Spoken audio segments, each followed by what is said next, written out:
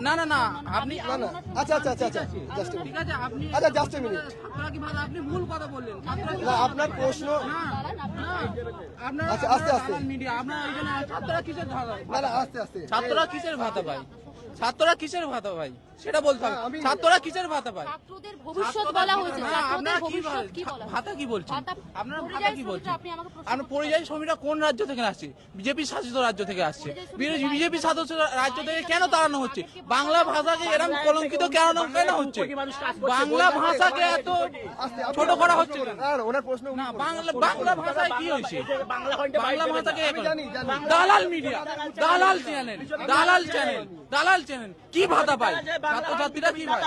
কি ভাতা পায় বিজেপির দালাল চাই বাংলা হয় একে কোনো রকম ভাবে তৃণমূলের কোনো রকম ভাতা পান বিজেপি এবং আর বাংলা এবং এই বাংলা হয় টোটালটাই বিজেপির দালাল বিজেপির দালাল করতে দিদি ভাই বাংলা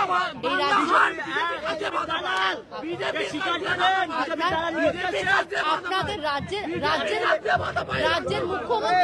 মুখ্যমন্ত্রী মহিলা মেয়েদের জন্য এত প্রকল্প করছে আপনি আমাকে একটা মেয়ে সাংবাদিককে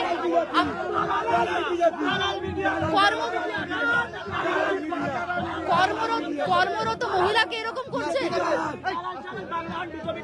মুখ্যমন্ত্রী এত প্রকল্প করছে মহিলাদের জন্য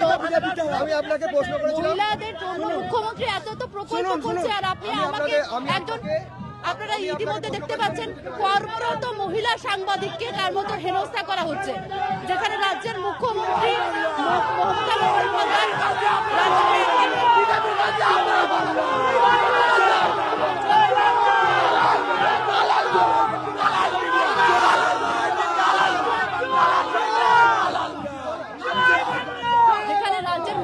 মমতা বন্দ্যোপাধ্যায় মহিলাদের জন্য একাধিক প্রকল্প একাধিক বিষয় নিয়ে তুলে নিয়ে আসছে সেখানে দেখুন তৃণমূল ছাত্র পরিষদের কর্মীরা কিভাবে একজন মহিলা সাংবাদিককে হেনস্থা করছে একবার দেখুন সরাসরি একেবারে ফেসবুক লাইভের মাধ্যমে আপনাদেরকে সরাসরি দেখানোর চেষ্টা করলাম রাজ্যের মুখ্যমন্ত্রী একাধিক প্রকল্প লক্ষ্মীর ভান্ডার থেকে শুরু করে কন্যাশ্রী বিভিন্ন প্রকল্প নিয়ে যেখানে তিনি আজকে একেবারে 28শে আগস্টের ছাত্র পরিষদ দিবস নিয়ে কথা বললেন সেখানে দাঁড়িয়ে একজন কর্মরত মহিলা সাংবাদিকের কার্যত কিভাবে হেনস্থা করা হচ্ছে আপনাদেরকে সরাসরি দেখালাম তারা কিন্তু একটি যেখানে সংবাদ মাধ্যমকে সরাসরি টার্গেট এর আগেও করা হয়েছে একেবারে ফেসবুক লাইভের মাধ্যমে আবারও টার্গেট করা হচ্ছে বাংলা হান্টকে এবং সাংবাদিককে